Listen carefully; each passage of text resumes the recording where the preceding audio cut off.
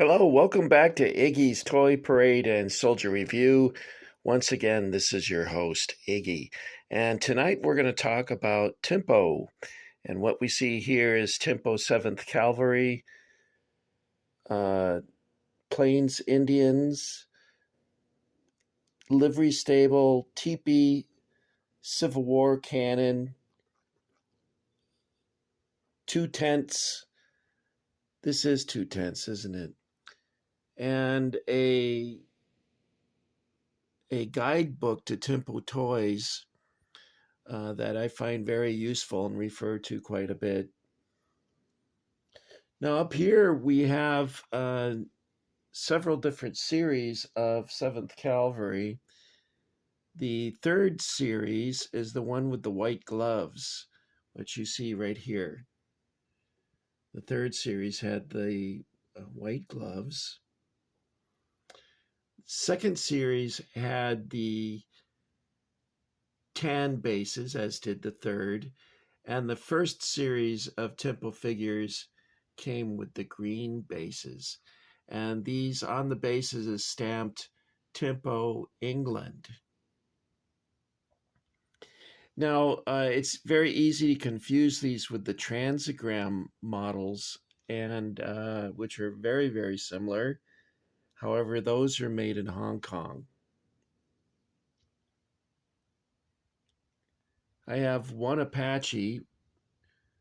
He's got the blanket with the fire there. And I wrote down, I think they released that set in 1976. I wrote it down somewhere, but I don't have my notes now. He was one of three mini sets, one of them being cowboy tied to a tree, and another one was two cowboys hiding behind a smashed wagon. And they were called mini sets. I think they also came out with cowboys sitting on a log and paddling. I'm not quite sure how often that would happen, but perhaps in the Northwest the loggers did that. And I have a livery stable, and these buildings were released in 1968. They released 10 of them at the time. And this particular building you snap together, and it came with a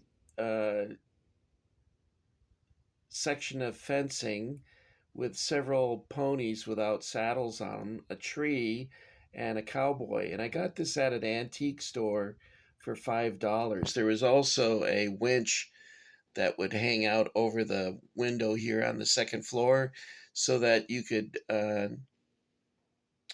bring up bales of hay and put it in the top of the barn there. So that's a pretty cool little. It's not as detailed as Britain's Legends of the West, which I think are very good, but they're very expensive.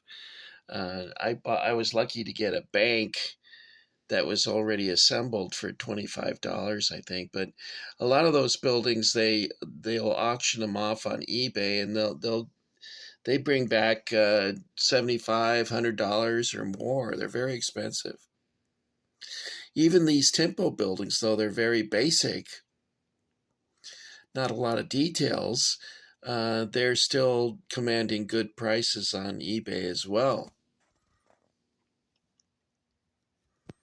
The Timpo teepee that you see here, it came in sections, and the process in which these aren't painted, they're actually molded in that color, and the process in which to do these things was patented, and it says so on the inside of the teepee, which is not focusing. There we go.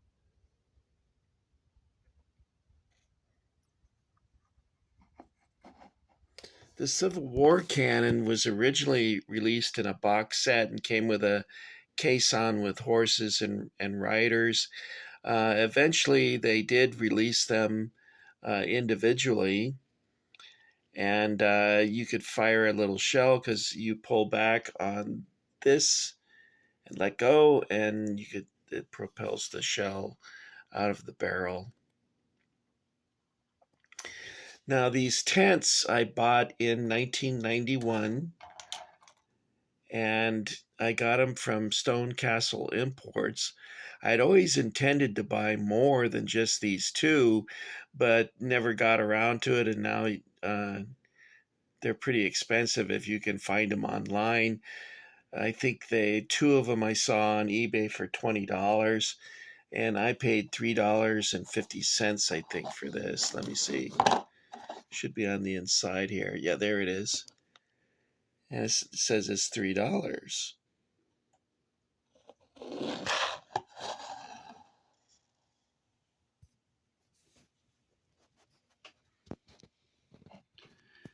The Apache with the blanket over the campfire for signaling, I broke him when I was setting him up just now.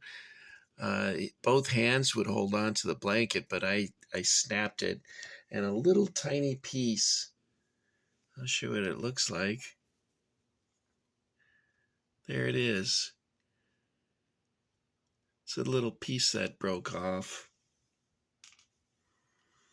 A couple of these figures are missing their weapons. I don't know what happened to them, but I think at one point I bought some reproduction weapons, and I haven't found those yet. They're probably still buried somewhere in storage. You could also buy weapons for your medieval knights or crusaders. I have quite a number of crusaders. I'm very fond of those figures too. Now, I never owned any Timpo when I was a boy, but I did have some transogram copies of Timpo, and my grandmother bought them for me at the grocery store. And I remember they came in a long box, a window box, and they had an officer, and then they had, I think, 6 troopers or 7 troopers, something like that. And I remember when my grandmother passed away and we were at her things, sadly going through her things, and she still had those troopers. Because part of the deal with Grandma was she would buy you the toy, but you could only have it at her house. So it would encourage you to go to her house and you'd have something to play with there.